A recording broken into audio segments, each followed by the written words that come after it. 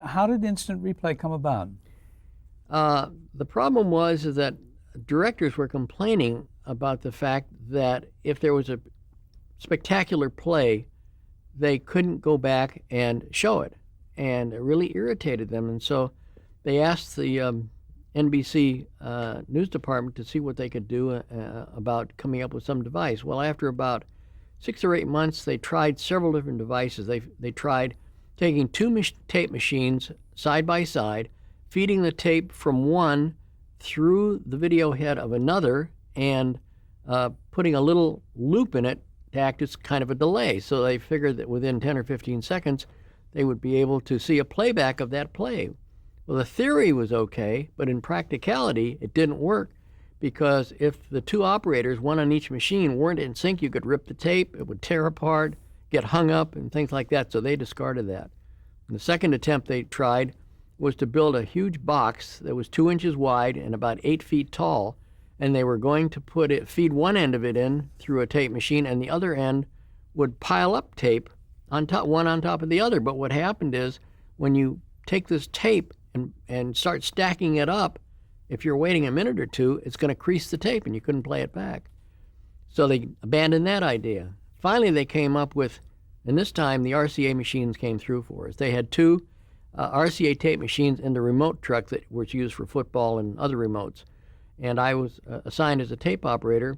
And what we were going to do is, in order to get an instant replay, we couldn't do it in slow motion or anything. We could only do it in real time.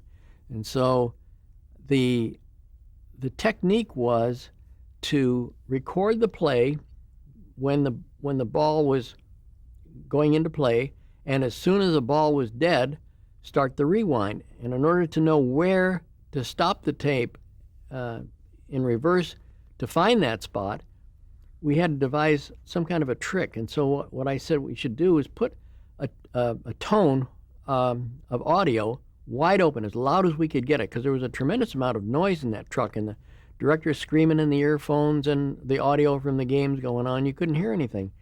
So we said, we'll start the tone the minute we go into record, and that's the beginning of the play. And when it stops, we just rewind, and when we hear that tone in reverse, which was really loud, the minute it stopped, we knew we were ready to play it back, and we'd hit the play button.